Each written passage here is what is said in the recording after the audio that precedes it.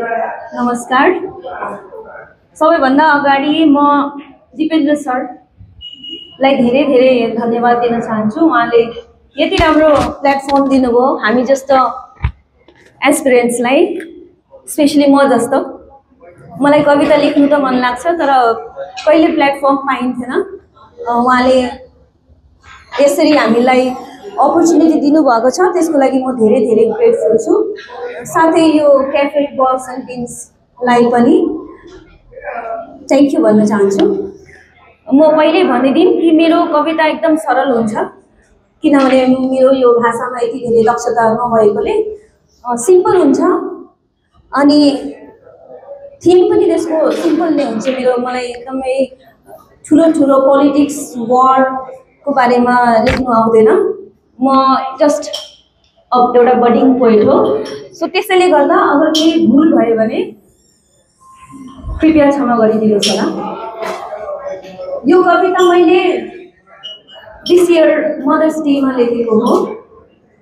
बिहानदेखि मैले सबैको मदर्स डेको बारेमा अलग अलग क्याप्सनहरू हेर्दै गए फेसबुकमा। मलाई पनि केही लेख्नु मन लाग्यो तर म धेरै सानो हुँदा मेरो आमा गुमाएको हो। क्यान्सर भएको थियो मम्मीलाई अनि मलाई आमादेखि रिलेटेड मेमोरिजहरू छैन खासै भन्नुपर्दा। त मलाई लाग्यो कि किन म पनि लेख्छु भन्दा के लेखौँ भन्ने खालको स्पोन्टेनियस एउटा कविता लेख्दा लेख्दै आँखाबाट आँसु पनि झरि नै रहेको थियो। यही हो मेरो आमाको एउटा कविता। मैले फर्स्ट टाइम लेखेको आमाको लागि। याद त केही छैन मलाई आमाको बारेमा, केही स्मृति छैन, तर यो मैले फिल गरेको कविता हो जो म तपाईहरूको अगाडि पेश गर्न चाहदैछु। स्वीकार्नुहोला। कविताको शीर्षक आमा। आमा, कति सम्झिने कोसिस गर्छु, के कुराले होला म तिमीसँग त्यत्रो रिसाउने गर्थे। ओछ्यानमा तिमीदेखि टाढा भित्तामा टाँसिएर सुत्थे र तिमीले जति आफूतिर मलाई तान्थ्यौ म अझै भित्तामै गएर टाँसिन्थेँ। तिमी बिरामी छौ भन्ने कुरा त्यो 8-9 वर्षकोलाई के थाहा, बरु उल्टै तिम्रो मिठाई जस्तो सेतो फुलियो औषधि तिमीबाट नै लुकाई लुकाई खान्थे। खै कसरी के भएर होला त्यो रात तिम्रो मुखमा रगत आउन थाल्यो, सास रोकिन थाल्यो। ठुलाहरू सबै आमा आमा भन्दै रुन थाले, कराउन थाले, चिच्याउन थाले। अनभिज्ञ म सबै रोएको देखेर होला म पनि पक्कै रोएको थिएँ। आमा, तिमी गएदेखिको सम्झना यति मात्र छ कि एक दिन तिमी मेरो सपनामा आएको थियो र तिमीलाई जोड समातेर मैले उही पाराले रिसाउँदै कहाँ गएको थियो मलाई छोडेर भन्दै तिमीलाई प्रश्न गरेको र मेरो कपाल सुमसुमाउँदै तिमीले मायाले मलाई हेरेको, तर केही नबोली तिमी मेरो सपनाबाट ओझेल भएको। आमा, वर्षौं भयो त त्यो सपना देखेको मैले। त्यो पछि आजसम्म तिमीलाई मैले सपनामा कहिल्यै देखेको छुइनँ। सायद फेरि त्यही प्रश्न गर्छु भनेर होला, फेरि त्यसरी नै तिमीलाई दङ्ग्याउँछु भनेर होला तिमी मलाई भेट्नु नआएको। तर आमा, अहिले त म समझदार भइसकेकी छु। तिमी आयो भने अब म भित्तामा होइन तिम्रो छातीमा टाँसिएर सुत्छु, त्यही प्रश्न नगरे। धन्यवाद। हामी माझ रहनु भएको अर्को एकजना स्रष्टा कवि भन्नुपर्छ, कवयत्री भन्नुपर्छ, मलाई थाहा छैन, कवि नै भन्नुपर्छ है। व्याकरण म त गुरुहरूको अगाडि चाहिँ आज बोल्न साह्रै अप्ठ्यारो भइरहेछ, करेक्सन हुन्छ आदरणीय म्याम डाक्टर अस्मिता विष्टज्यूलाई हार्दिक स्वागत गर्न चाहन्छु। उहाँको प्रीति ब्ल्याक होलमा गीतहरू भर्खरै विमोचन भएको छ। जोरदार तालीले उहाँलाई स्वागत गरिदिनु। आजको यो मञ्च धन्य भएको छ यहाँको उपस्थितिले। वेलकम अस्मिता म्याम। उपेन्द्रजीलाई धेरै धेरै धन्यवाद। कफी, कवि, कविता एकदमै राइमिङ छ, सुन्दा पनि साह्रै मिठो सुनिएको छ। हामी यहाँ भेला भएका छौँ र अन्तिममा पर्नु भनेको निकै नराम्रै कुरा हो जस्तो मलाई लाग्छ, किनभने सबैजनालाई अलि धेरै बोर लागिसकेको हुनसक्छ। फेरि कविहरू खेदाई खेदाई कविता सुनाउनमा बदनाम छन्। अनि यति धेरै कविताहरू सुनिसकेपछि फेरि अन्तिमको कविको हालत कस्तो हुन्छ भन्ने कुरा अब यहाँहरूको मुहारमा प्रतिबिम्बित भावहरू अध्ययन गरेर मैले थाहा पाउन सक्छु होला जस्तो लागेको छ। मेरो बजारमा भर्खरै कविता कृति आएको छ, ब्ल्याक होलमा गीतहरू। यहाँबाट म 2वटा कविता सुनाउँछु। मन पर्यो भने यहाँहरूले यो कविता कृति लिएर पढ्न सक्नुहुनेछ। बजारमा चाँडै आउँदैछ, अलिकति प्रमोसन पनि गरिहालेँ। हामी झरीबाट निकै नै प्रताडित भयौँ। हामीले झरीले के गर्न सक्छ? कवितामा झरीलाई प्रेमको प्रतिबिम्बको रूपमा प्रस्तुत गर्ने गरिएको छ।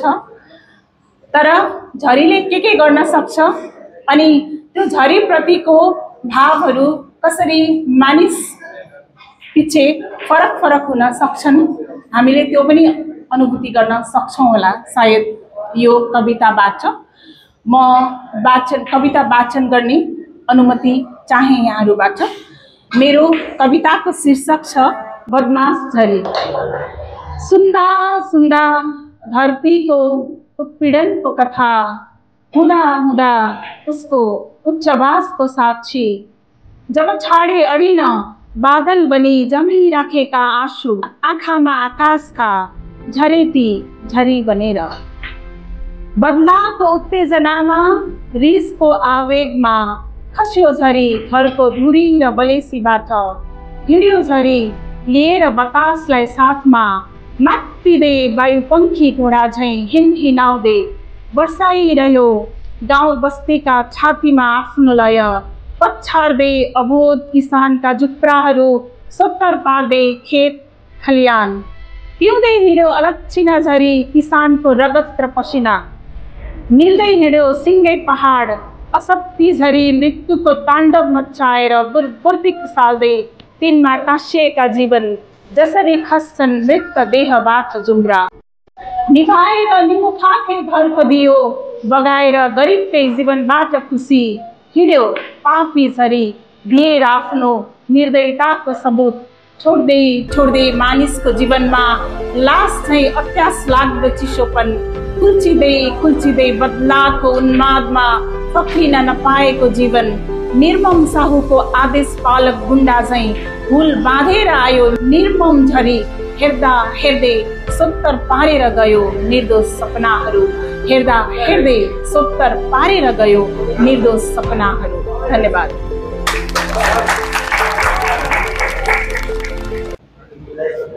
अब अर्को कविता छ। यो कविता चाहिँ सिब्लिङ्सहरूको लागि हो हैन। हामीले एकअर्काबाट टाढा जब हुन्छौँ त्यसपछिको अनुभूतिहरू सायद यो पनि साझा अनुभूति हुन सक्छ। यहाँहरूसँग म फेरि पनि अर्को एउटा कविता वाचन गर्ने अनुमति चाहे। कविता चाहिँ सिब्लिङ्सहरूको लागि हो। एकअर्काबाट टाढा जब हुन्छौँ त्यसपछिको अनुभूतिहरू सायद यो पनि साझा अनुभूति हुन सक्छ। कविताको शीर्षक छ समयको चौतारी।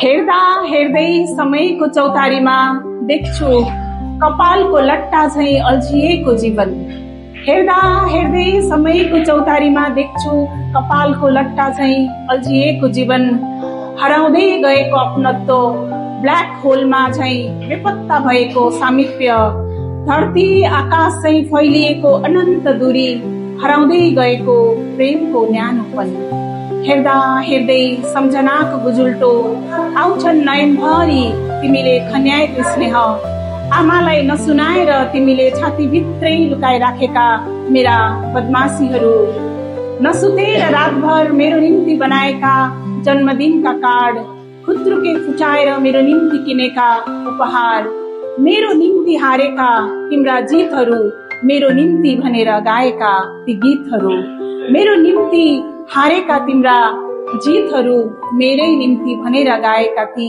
गीतहरू हेर्दा हेर्दै अतीतका डोबहरू देख्छु। हामीले सृजेका स्नेहका बान्कीहरू मिल्नु अघि तिम्रो र मेरो सामिप्यताको ब्ल्याक होलले बनाएका थियौं हाम्रो बेग्लै अन्तरिक्ष। जगमगाएको थियो जन्मघरको आकाशमा भएर तृप्तिको तारापुञ्ज, सजाएका थियौं हृदयको क्यानभास भरि खुसीका इन्द्रणी, खिचेका थियौं चट्याङको फ्ल्यासमा सम्झनाको फोटो, रुझाएका थियौं वर्षातको शीतलतामा मनमा उठेका उष्णता, लय पछ्याएर जुनको थकाएका थियौं गोडा। बौरिनालाई केही बेर सम्झनाको ज्वरोबाट खोतालेर हेरे जब पुरानो सन्दुक, बौरिनालाई केही बेर सम्झनाको ज्वरोबाट खोतालेर हेरे जब पुरानो सन्दुक। मधुर हुन्छ मुस्कानको माधुर्य, त्यस बेलासम्म ऊ बुनिरहोस् योजना मलाई आफ्नो बनाउने, त्यस बेलासम्म ऊ बुनिरहोस् योजना मलाई आफ्नो बनाउने। गरेर कब्जा मेरो दिलमा मायाको सहर बसाउने, उसले सधैँ यस्तै गरोस् मलाई दुश्मनले झैं प्रेम गरोस्, उसले सधैँ यस्तै गरोस् मलाई दुश्मनले झैं प्रेम गरोस्। बोकेर हिँडोस् मस्तिष्कमा अनन्त कालसम्म, बोकेर हिँडोस् मस्तिष्कमा अनन्त कालसम्म मेरो सम्झना, योद्धाले बारुद बोके झैं बगाइरहोस् मलाई सम्झेर आँसु पल पल, बगाइरहोस् मलाई सम्झेर आँसु पल पल। बैरीको रगत बगे झैं बिछ्याइरहोस् चाहनाको माइन मैले टेक्ने हरेक पाइलामा, बिछ्याइरहोस् चाहनाको माइन मैले टेक्ने हरेक पाइलामा। मेरो प्रेमी मेरो प्यारमा शहीद हुने सपना बुनोस्, मेरो प्रेमी मेरो प्यारमा शहीद हुने सपना बुनोस्। नजरमा नै मलाई नजरबन्द गरोस्, हो उसको कसम, हो उसको कसम, उसले मलाई दुश्मनले झैं प्रेम गरोस्। धन्यवाद।